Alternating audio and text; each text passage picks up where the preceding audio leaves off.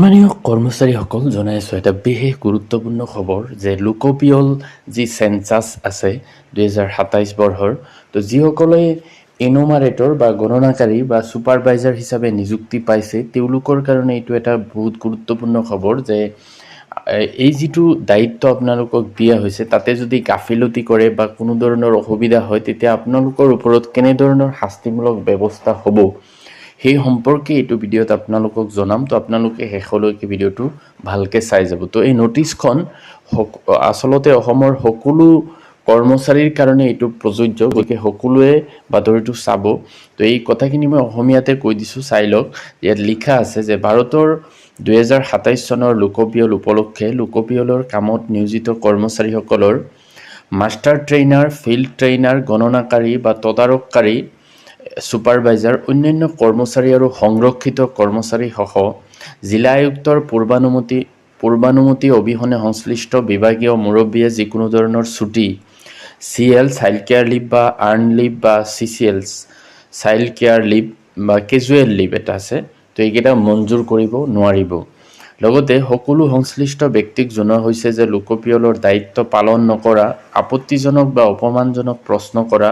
অথবা লোকপিয়লৰ নথিপত্ৰত হস্তক্ষেপ বা বিকৃতি ঘটোৱাটো এইকেইটা কাম যদি কৰে যে লোকপিয়লৰ যি দায়িত্ব আছে এইটো যদি সুচাৰুৰূপে পালন নকৰে বা কোনোবা মানুহক আপত্তিজনক বা অপমানজনক প্ৰশ্ন কৰে বিশেষকৈ মহিলা মানুহক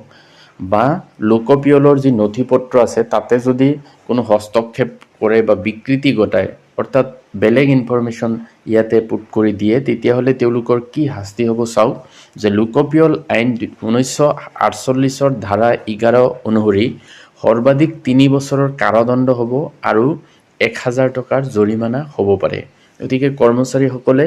সদায় এইটো সতৰ্কতামূলকভাৱে কামটো কৰিব লাগিব যাতে কোনো ধৰণৰ এনেকুৱা পৰিস্থিতি নহয় নহ'লে তেওঁলোকে এইটো শাস্তি ভুগিব লাগিব যে 3 বছৰ কাৰাদণ্ড আৰু 1000 টকা জৰিমনা আৰু এইটো সকলো বিভাগীয় মুৰব্বী আৰু সংশ্লিষ্ট কৰ্মচাৰীসকলক এই আদেশ কঠোৰভাৱে পালন কৰিবলৈ নিৰ্দেশ দিয়া হ'ল তো এই নটিছখন যদিও অসমৰ শ্ৰীভূমি জিলা আয়ুক্তৰ ফালৰ পৰা ওলাইছে কিন্তু ইয়াৰ যিটো ধাৰা আছে 1948 চনৰ ধাৰা 11 অনুসৰি